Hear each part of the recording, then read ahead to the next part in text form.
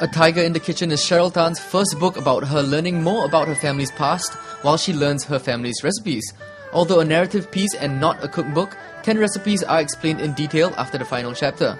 Readers will, however, be able to pick out more recipes which are woven into the chapters. But the real question is Cheryl's family fine with their recipes and past being published? Now the book has been published and all these quote-unquote secrets are out and the secret of the recipes are out, so how are you taking it? Yeah, well, so far I think the response has been good.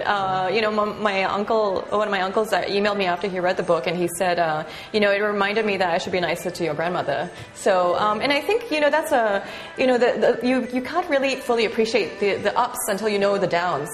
So I think that was kind of, you know, to tell that kind of narrative, you have to have both, really. So as for the family recipes, I think my cousins and my family, I hope they're happy that we now have a record of all of this because, you know, so many families recipes are passed down orally. Right. So, you know, and if you don't bother to spend the time with your grandmother or your aunt in the kitchen, you're not going to learn how to make, you know, that pineapple tart, or you're not going to learn how to make that Kong Bak Pau.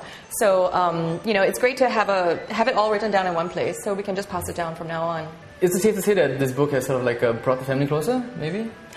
Well, it certainly brought us closer in that year because we were spending a lot more time in the kitchen than before. You know, before we would get together to eat, but we wouldn't really get together in big groups to cook. You know, you'll cook in your own home and then you all bring it together. So it was a lot of fun actually. I remember we were standing in this very kitchen and my grandmother was teaching us how to make popiah. So it was great to kind of have that interaction that you don't really have because everyone's so busy, everyone's so, you know, texting, videoing, whatever. Right. It was a time to, you know, when you're getting together to chop something, to make something together, use your hands, you know, you really bond. Did any recipes not make the book? Or any stories, maybe?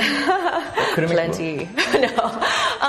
The book actually only has 10 recipes because it's really a narrative, it's not a cookbook. Right. And so I didn't want it to feel like a cookbook, you know, with some stories interspersed. I wanted it to have the integrity of a narrative. And so actually it was very hard to pick which recipes would go in. And there's some of my favorite recipes that are not in there.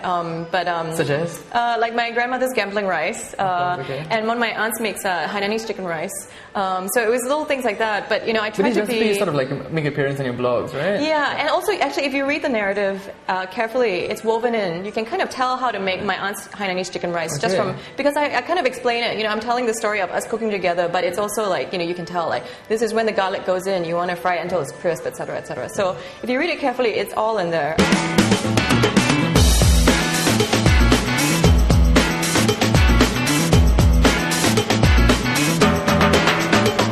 Okay, Auntie, so maybe you can tell me what actually the different steps are when we cook the meat. Just now what we did was we fry the shallots and the garlic, right? After with a bit of oil we fry it, and then after that we add on the meat. And we just fry a little bit, and then from there, after frying a little bit, we just add on the oyster sauce, the dark sauce, and the soy sauce a bit. And we fry it, and then when you feel that it's fragrance enough, we add a little bit of water, a little bit at a time. And then, you know, stir fry it a little bit, and then we add some more water and we leave it to cook. And we boil it for how long? For about an hour or so, but you just check because sometimes, you know, SMA, you just check if it's tender enough. Well, that's it already. All right. You see? And this is the result right here. It looks awesome. It looks phenomenal. Yes. Yeah. And this is the bun that you can buy. You know, we don't normally make this bun itself. We steam this bun itself, so it's nice and hot. And then what we do is just take one of the bun up into here, and if you like a little bit of sauce on it also, you can go ahead and take a little bit of sauce. You can add some spring onion to this itself. And some of these chives actually. You should eat it. I will eat it. Wow, you like fat?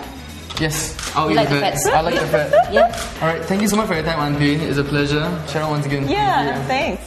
Cheers.